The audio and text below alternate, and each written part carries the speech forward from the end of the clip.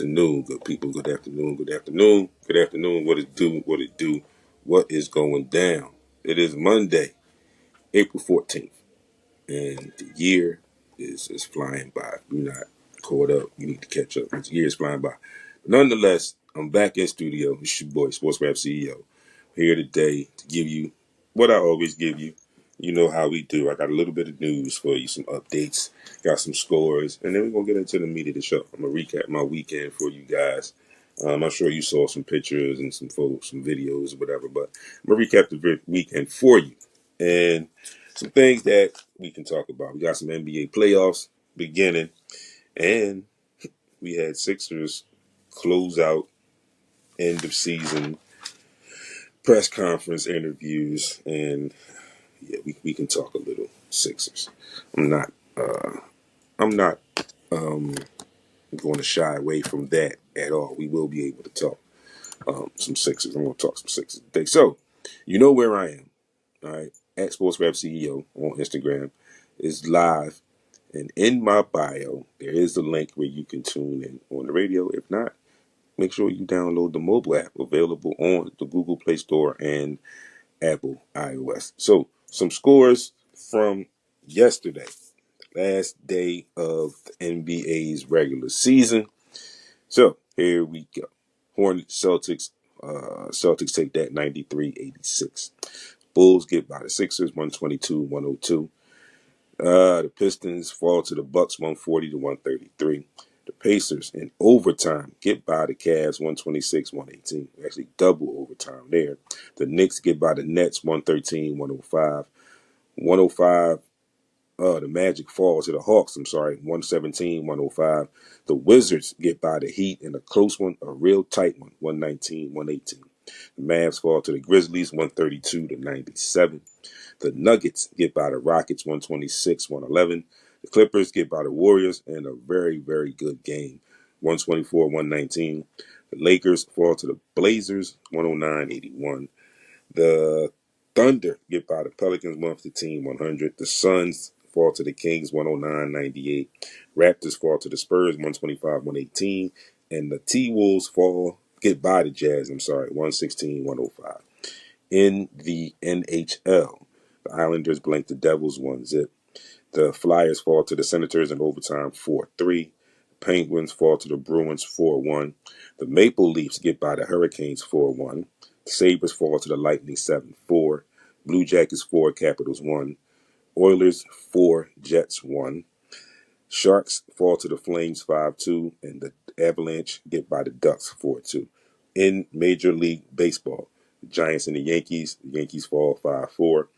The Blue Jays get by the Orioles 7-6 in 10 innings. The Braves get beat by the Rays 8-3. The Royals beat the Guardians 4-0. The Pirates get blanked by the Reds 4-0. The Nationals fall to the Marlins 11-4. The Red Sox get by the White Sox 3-1. Tigers fall to the Twins 5-1. The Angels fall to the Astros 7-3. Phillies get blanked by the Cardinals 7-0. The A's get blanked by the Mets 8-0. The Rockies get blanked by the Padres 6-0. Diamondbacks get by the Brewers 5-2. The Rangers fall to the Mariners 3-1. And the Cubs get by the Dodgers 4-2. In the UFL over the weekend, the Brahmas fall to the Panthers 26-23. And the Defenders beat the Blackhawks 27-15. Those are your scores from the weekend, people. All right. And a little bit of news I got for you. And a sad story that broke last night, late last night, early today. Ex-LSU star wide receiver Kyron Lacey dies in an apparent suicide during a police chase. Unfortunate news, unfortunate circumstances, but prayers and blessings go out to his family and to the LSU community. Jerron Ennis defeats, and I'm not saying his name right, Emantis Demonis in 6 rounds over the weekend. The Eagles added a wide receiver, Terrence Marshall Jr. Shaq has been picked or selected and is honored to walk Dwight Howard out for his Hall of Fame induction speech and at the Hall of Fame induction ceremony. And Major League Baseball is considering a salary cap floor for the next deal with the players. It's a little strange to hear that about the Major League Baseball wanting to put a floor on the salary. Because, baseball, we talk about the crazy numbers that players are getting now in basketball and in football and other sports. But baseball used to be where the money is. And I think it still is where the money is. It's you can play, that's the sport you can play the longest. As far as age and years, you can play that the longest. But a lot of that money was crazy money, but a lot of that baseball money was usually guaranteed. So those guys got a lot of that money, and that's why a lot of people started to play baseball, would go to play baseball, because they knew that that money would be where it needed to be when they needed it to be there, if you will. So, like I said in the opening real quick, all right, we got NBA playoffs, okay? Before I get to NBA playoffs, I'm going to talk about my weekend, all right? Saturday was a pretty dreary day, relaxed. Didn't really do much Saturday. Around the house, did some things there, whatever, whatnot. Sunday, yesterday, you saw my post, you saw the news. Philly All-Star Labor Classic. Shout outs to them, to their staff. Leslie Ross, my guy Ryan Boyer, for allowing me to be there and accommodate me and with all their hospitality. I had a great time. Again, like I kept saying in my post, a great time for a great cause. Shout outs to the Superhero Project, doing amazing, amazing things to help these young kids that are going through what they're going through. I was happy to be part of that. The senior boys and girls city versus suburb Philly high school all labor classic. It's 38th year. This was the 38th year of this event. And it's a free event. It's a family event. If you didn't make it this year, you can see my pictures. Go to my page. You can go to their page and see their pictures and videos and see what a time we had. It was a good time. I played in the game. There's a exhibition game I played for the first time in a long time. And I didn't feel too bad. So that was a good thing. So, I'm thinking about looking at getting into some more activity. So trying to find some more places to play, some more opportunities to play. Now that I know what it feels like to play again. So my body's not too bad. I can feel it. It's something that I can manage. So it's a thought. Keep that in mind. So don't be surprised if you see me out somewhere trying to get my hoop on somewhere. Okay. Anyway, but besides that, we have NBA playoffs. Like I said, we were in a time where we were somewhat stressed with sport. And I know the NBA season was still going on. But for me, as a Sixers fan, there wasn't a lot to talk about until now season's over, so we can talk a little bit. But anyway, we've got NBA playoffs coming up. Playoffs starting Saturday. Season just ended yesterday. Last game of the regular season was yesterday. So they start Saturday. On Saturday, you got Bucks and Pacers, Clippers, Nuggets, Pistons, Knicks, Timberwolves, Lakers. Those are your games for Saturday. All the play-in tournament, all those games are on Sunday. So the NBA felt that they were doing the teams a favor to giving them an extra day of rest. So we all know, again, how the play-in tournament is set up and how it goes. I'm going to give it to you again real quick just so you remember. All right, when the NBA playoffs start now, teams 1 through 6 are locked in. 1 through 6 are locked in. Coach, thanks for tuning in as always. When the season ends, like I said, number 1 through 6, they're locked in. So then they have 7, 8, 9, and 10. And you notice the NBA playoffs are usually 8 teams in these conferences, right? So this is how they get to the 8 teams. If you don't remember, just stick with me. All right, again, 1 through 6 are locked in. All right. So then you have 7 and 8, 9 and 10. Thank you, sir. Thank you. You have 7 and 8, 9 and 10. So the way it goes now, 7 and 8 will play each other. The winner of that 7-8 game automatically gets the number 7 seed. Okay. The loser of that 7-8 game will play the winner of the 9-10 game. All right. The 9-10 loser is done, is out for the season. Their season is over. The winner of the 9-10 game will play the loser of the 7-8 game for the number 8 spot. Then that brings us to this, and this is how Sunday will be set up. Okay. Sunday, the East 8 seed will play against the Cavs. You're looking at me like you're probably thinking like, wait, that's the day in a row. Yeah, that's how they're doing it now. Okay, because actually the teams that are going in will be playing, and they'll we'll see what happens. But I think the play-in tournament is like Tuesday, tomorrow, I think. So I'm going to check that for y'all, and I'll post that. I think the play-in tournament starts tomorrow. But anyway, like I told y'all, gets to the point where then we go into the eighth. Whoever wins that eighth seed in the East will end up playing the Cavaliers. Whoever wins that seventh seed in the East will play the Celtics. The eight in the West will play the Thunder. And the seven in the West will play the Rockets. So let's talk for a little bit here. And I'm going to go West first. You notice I said Thunder and Rockets. So Thunder's going to get the 8 seed. Rockets going to get the 7 seed. So we know what that means, right? Y'all are paying attention, right? It's the 1 seed and the 2 seed. The 1 seed gets the 8. The 2 seed gets the 7. That's how they play. That's how they do it. So when you look at the West and how good the West has been, and you look at the way it has somewhat flipped, if you will, Thunder emerged. And if when you think about the Thunder, you can very easily argue and debate that it's about their time. Okay, I don't think anybody really expected them to be the number 1 seed pretty much throughout the season. But I'm sure, along with myself, a lot of people expected them to make some noise this year. Like I said, I didn't expect them to be the number 1 seed. Okay, but then you have the Rockets, the young team again that built through the draft. Made a couple trades here and there to maybe bring in some veterans, but now they're sitting up high in that West when they were down at the bottom of that West. And then you got your kind of mainstays in the middle there. You got your Clippers, your Nuggets, and your Timberwolves and your Lakers. So you got teams mixed in there, right?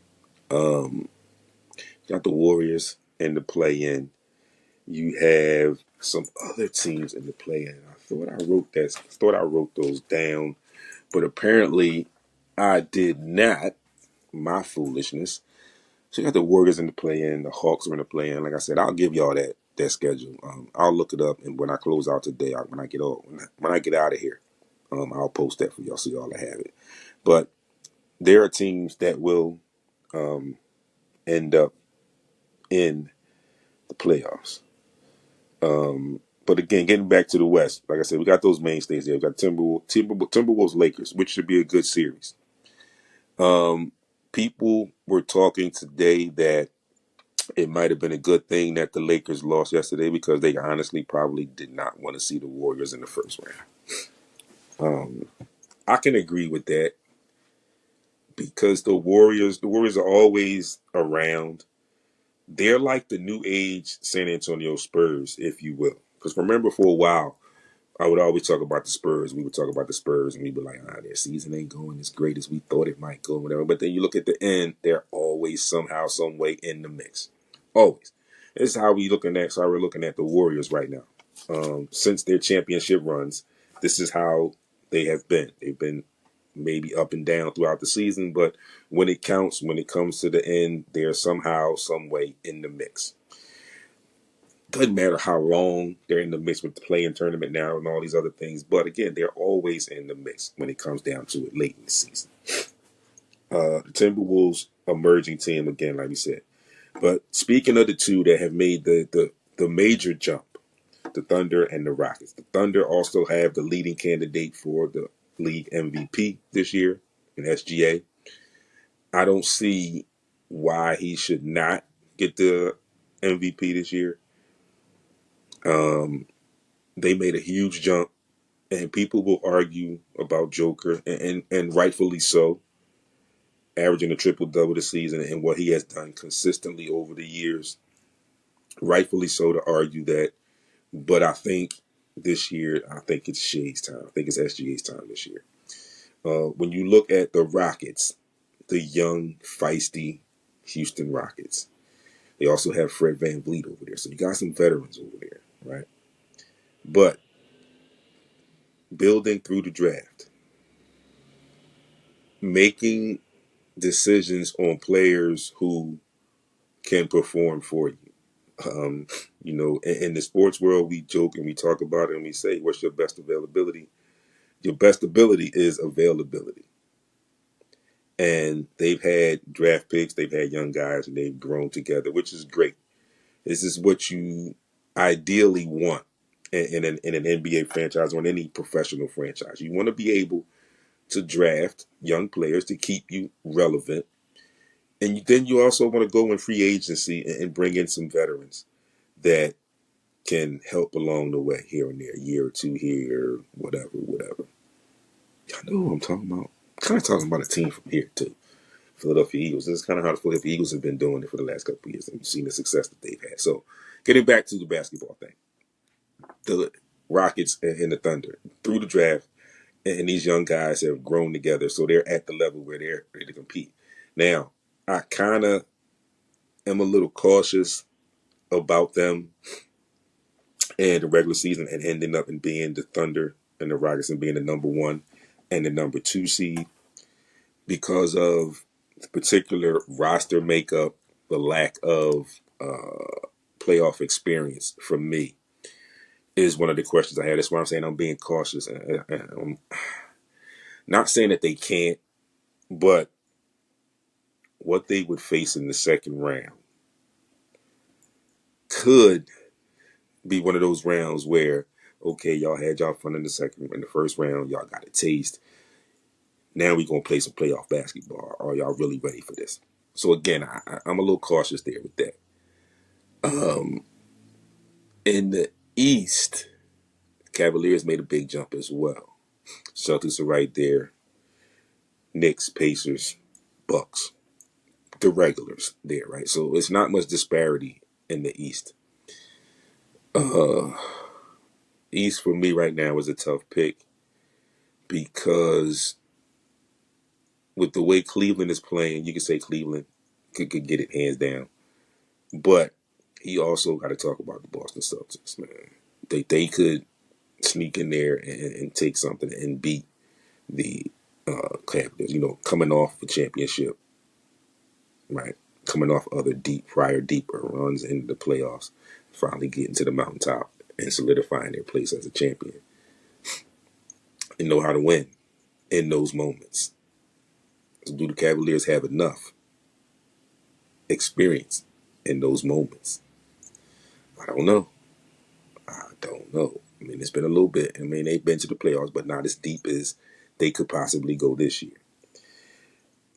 Pacers, Bucks, we pretty much know what they are. Not a whole lot to say about them. We basically know what they are. We know what they will do. The Knicks, I'm a little unsure about the health of Jalen Brunson. I was talking to some people earlier today, and one of the things I said to them was, thought about that health, and I said, this is like typical Tom Thibodeau to me, and from what I've seen and what I've looked at throughout the years and other places that he's been coaches.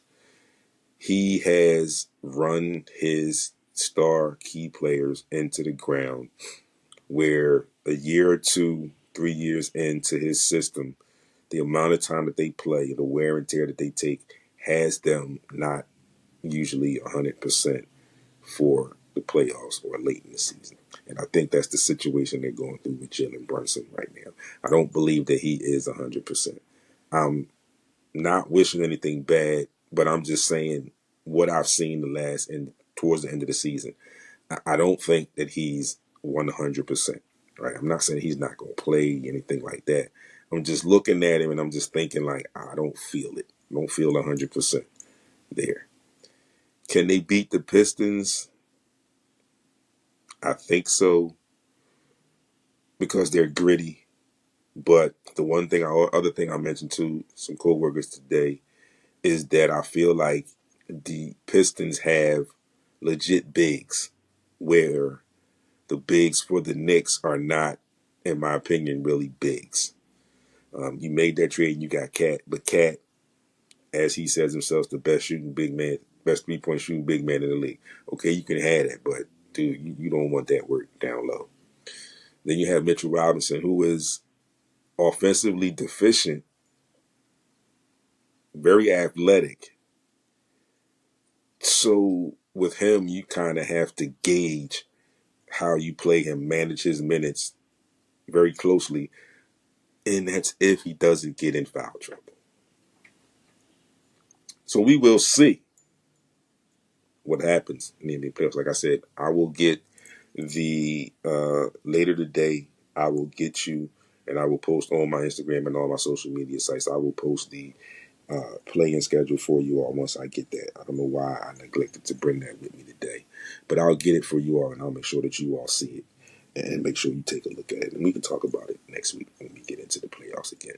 So, moving along, I initially had a topic that I wanted to bring to the table, yes, but had some conversation at work before I left today, and I kind of want to switch up a little bit.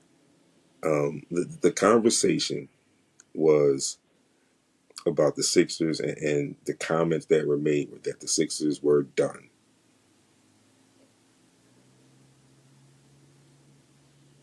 Yeah, I just took a moment to start that because I don't feel that way. And this is how I stressed it. I don't feel that way.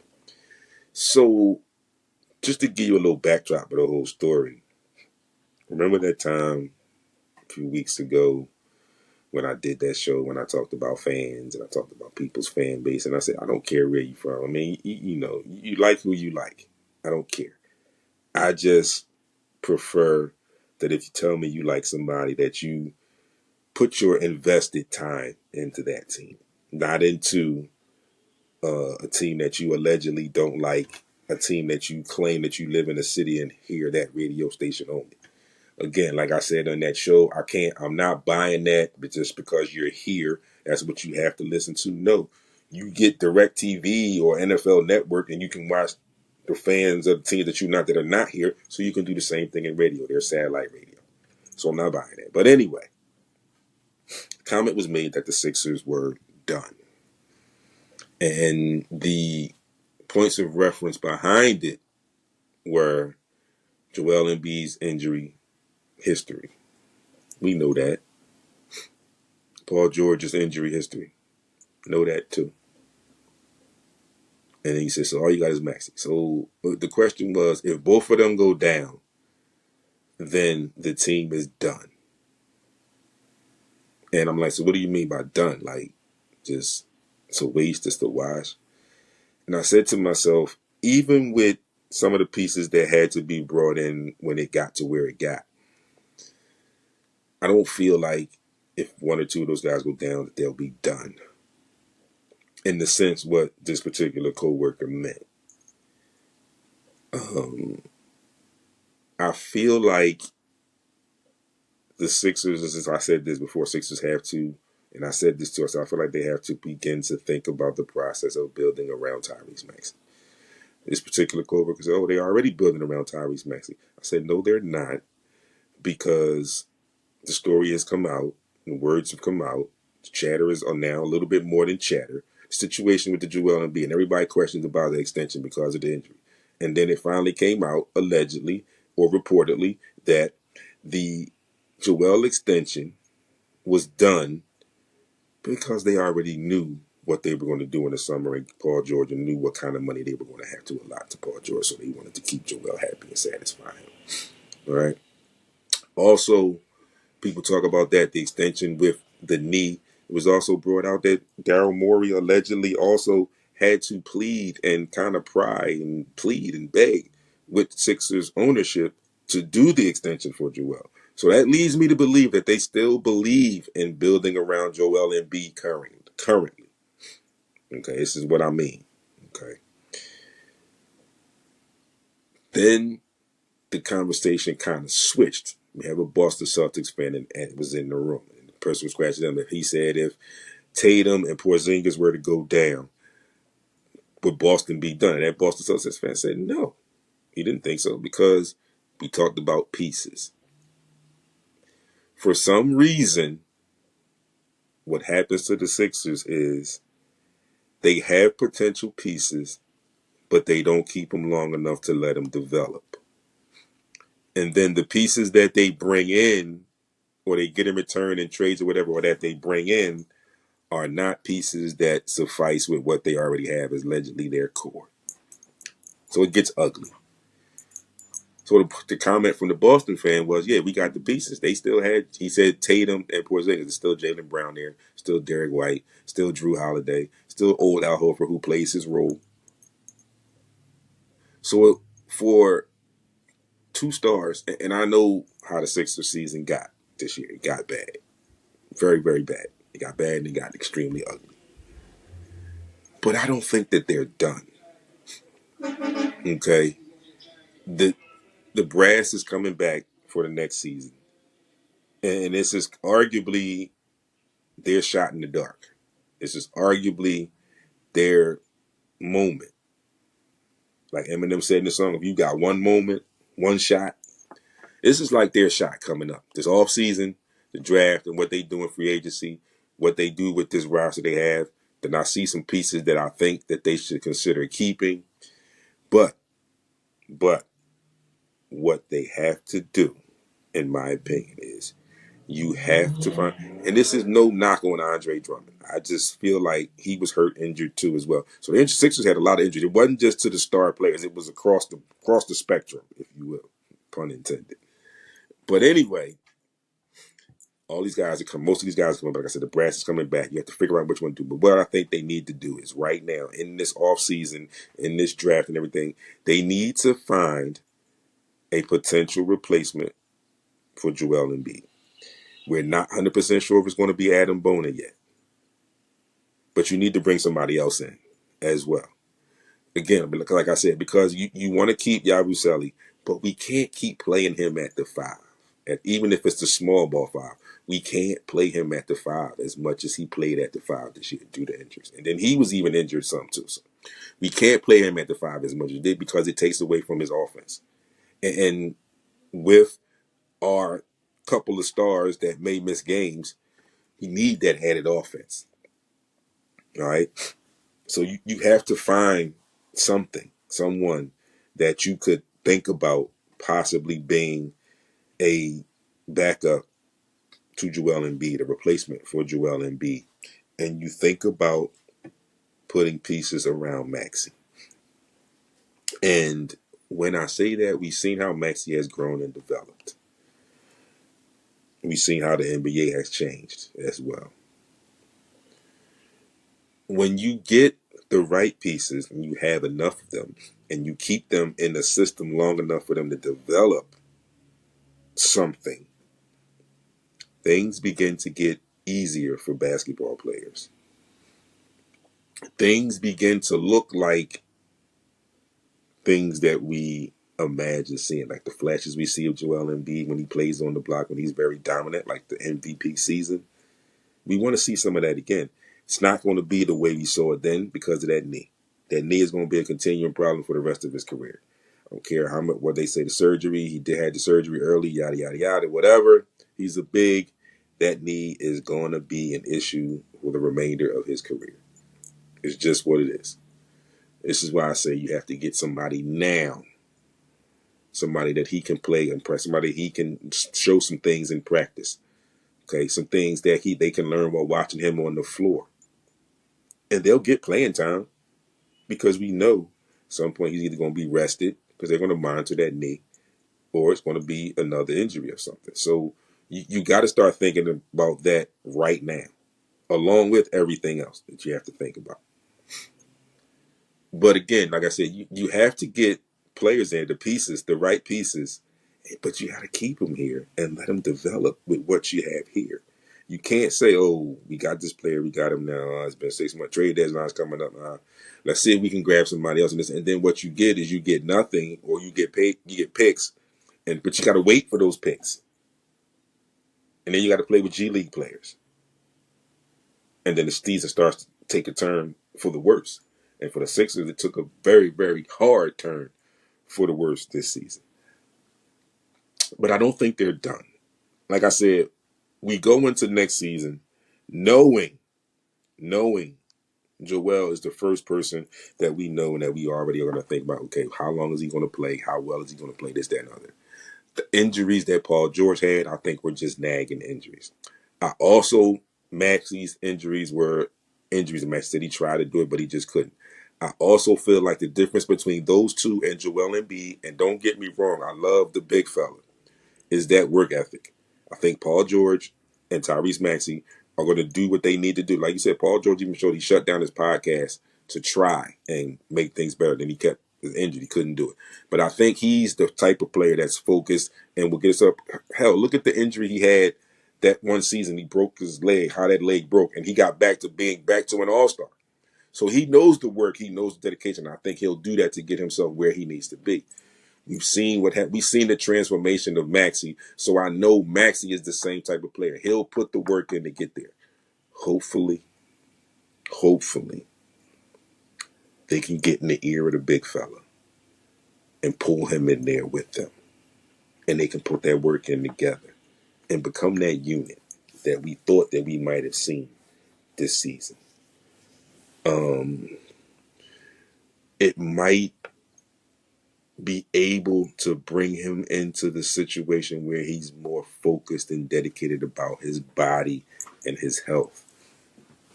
May come in better shape. That's the biggest issue there. If he comes in better shape, maybe we can get more gains out of him on that knee. But we'll see. But again, I don't think that they're done. Do they have a lot of work to do? Hell, a lot of work to do. Lot of work to do. I heard rumors about possibly them trading down to get somebody that they like in the pick. And for me, that seems kind of strange because the question I would pose and would be rather, if you're going to trade back down to get somebody else, another player, why did you do what you did to try and stay in and fight and stay in that spot so you can keep that 6th pick? So you're going to use that as a trade asset to go down. If that's what the plan is, I'm hoping and praying that it's what we expect it to be. A move to make the team significantly better, or to start to make this team significantly better. I think Jared McCain is going to be a bright spot again for us next year, because I think he's going to be itching at the bite. It's some scoring and some smart, heady guard play that we missed. Okay, because at times I think you could have played him without Maxey. I like the pickup of Quentin Grimes. I think he's unrestricted free agent coming up, so he's under contract. Depends on what they want to do with that contract. When they brought in Lonnie Walker IV, they signed him to a 2-year deal, so he'll be here. So now you have your guards, right? Of course, Kyle's not going to be back. We know that because he hasn't played. So we were expecting Kyle to not be back in a uniform. So you have your guards would be Maxey, Jared McCain, Lonnie Walker IV, and who else did I just say? Well, Quentin Grimes. It's a 4-guard rotation, right? Paul George, I say you bring back Oubre, you bring back Yabusele, and then there's where it gets tough. I would argue Drummond and Bona, bang, bang. And again, I think it's tough. I like Ricky Council, but I think a lot of times, or not a lot of times, but sometimes I think he plays a little erratic for me, a little bit out of control. If they can control that or get a handle on that, we might see some better play out of Ricky. But again, the Sixers have a ton of work to do. A ton of work that needs to be done. Ton of work. I don't know how it's going to play out. I'm just as oblivious as all of you are. So who knows what I say? As I get news, I will share with my peeps. You know I do that. Whatever I get, I share with y'all. I always get y'all information and never leave y'all out in the dark. Anytime that I get information, I make sure that I pass it on. So before I close out, I talked about the Sixers. I talked about how I think they have a lot of work to do. Their draft is coming up. But before that, we have an NFL draft coming in about a week. Eagles got a lot of draft picks. Eagles, I heard today, have just been also linked most recently to TJ Watt. Y'all go stop playing with Howie. Howie, after Chip Kelly was here, Howie got demoted, put in that little office by the beer kegs down in the stadium. Howie got out that room. When he got out, he came out with a vengeance. You see it. Super Bowl 2 of the last 3 years. 1-1. Right? And then this year, like, you went before you played the Chiefs. That team was built to win then, right? You lost to the Chiefs. And again, we can go back and analyze that game, talk about that game with question, because this is still in that era where refereeing, officiating in professional sports has gotten bad. So again, we can argue missed call here, missed call there, if that hadn't happened, if this hadn't happened, yada, yada, yada. The list goes on. But what I said to people again, when we were getting to the season and we were getting close to the end of the season, we got into the playoffs and we got the Eagles. We found out the Eagles were going to the Super Bowl. What I said to people was, I said, don't be surprised if it's a not close game.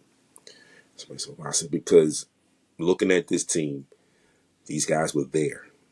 And they know a lot of the things that we talked about. The list that I just said I talked about. They were actually playing in the game. So they know it firsthand.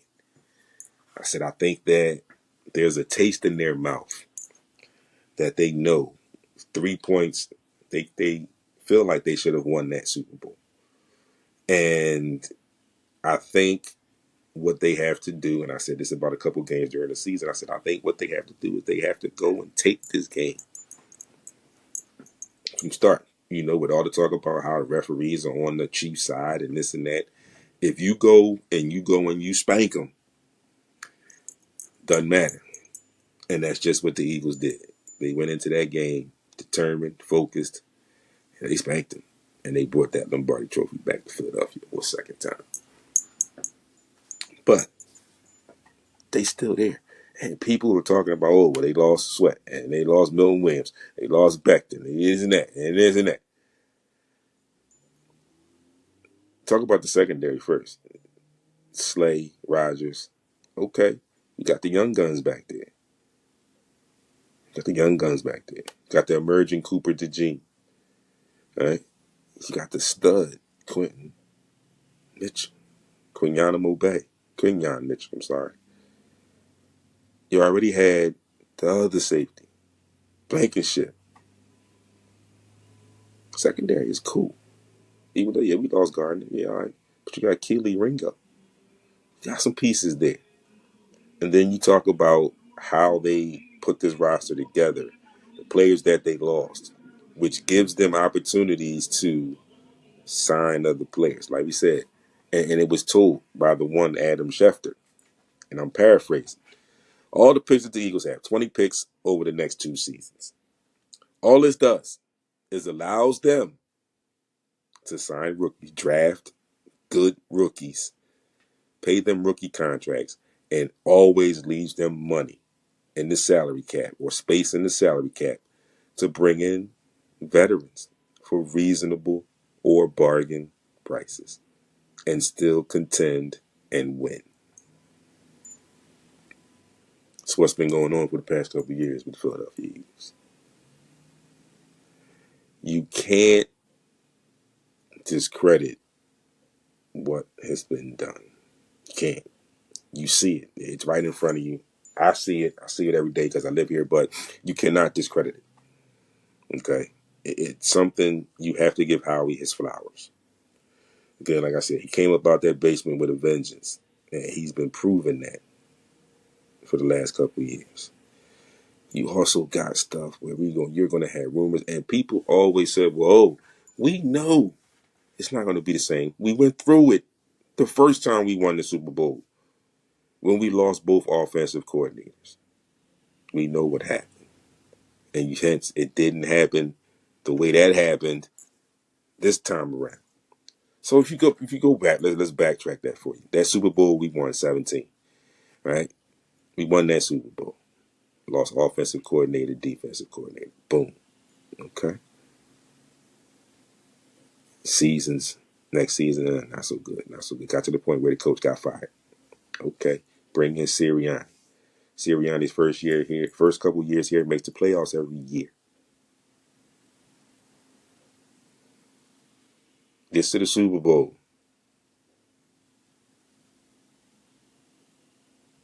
Loses. Offensive coordinator, defensive coordinator. Team gets in a little rut. Still make the playoffs. But then you make another change. Bring in some new blood. Bring in defensive. Push the defense from the bottom of the barrel to the top defense in the NFL. A little bit more creative offensive coordinator. Head coach backed off a little bit, let him do his job with the tools and the weapons that were there for him, and you see success. You get to the Super Bowl, and you win the Super Bowl. Not just go up there and edge by 3, whatever. You go out there and you beat the Super Bowl. You beat the mighty, mighty Chiefs in the Super Bowl. Team that you lost to the last time, particularly this unit that you lost to 2 years ago, you get right back. You see them again, and you beat them. And that's what they did. They walked them all up and down that field. Great to see that. So the Eagles are champions until somebody beats them until next season. So we got a whole summer. Eagles fans. People think the Eagles fans are obnoxious and crazy without them winning the Super Bowl. Boy, oh boy, y'all in for a long summer. Long summer. And then we got the Phillies coming up. I mean, the Phillies had a little rut right now. He just lost 2 series in a row. But they're right there. It's just beginning. It's a long baseball season. Long baseball season. But I think the Phillies are going to be in the mix once again. Hopefully they can just get over the hump this time around. But folks, remember, Philadelphia fans, you got the Phillies. I know the Sixers did us right. It was rough. Very rough. Embarrassing, if you will. We got Phillies. Got the draft coming up, so that's a hype thing for us. We got the Eagles. We got to ride this wave the whole summer. Super Bowl champs. Flyers, yeah, not so much. And that's where we are. We got Phillies and we got Eagles coming back soon. So that's what we got to look forward to. Right? Not too bad. 2 out of 4 is not bad at all. 2 out of 4 is not bad. It's 50%. Halfway there. It's good for me. But anyway, it's been great talking to you all. Any comments, concerns, please leave at the bottom of the video. You know where to find me. At SportsRap CEO on Instagram, TikTok, and Threads. Make sure you get over to the YouTube channel, SportsRap TV. Make sure you do the 3 things that you are supposed to do. Make sure you subscribe to the channel. Then make sure you check out the videos. Hit the thumbs up on the videos that you like. It's a lot of content up there. Right? Then hit the bell so you'll be alerted when new content is up. Make sure you also check out the webpage, sportsrapradio.com. When you first type it in, it's going to say radio show. Go back and take the show out. SportsRapRadio, radio.com is the webpage. Okay? Patreon, get you a membership. I think it went down to $4. All right? Over there, you can get exclusive content, video shorts, maybe even get first run opportunities for some stuff going on. Remember, it is the summer. Heat 100 Radio, you know what we do in the summertime. Make sure you get that Patreon. Patreon.com/SportsRap.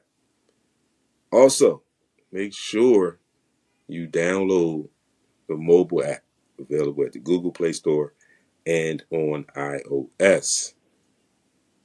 Folks, I will talk to you all week on social media. Talk to you next week, right back here in studio. Be great on purpose.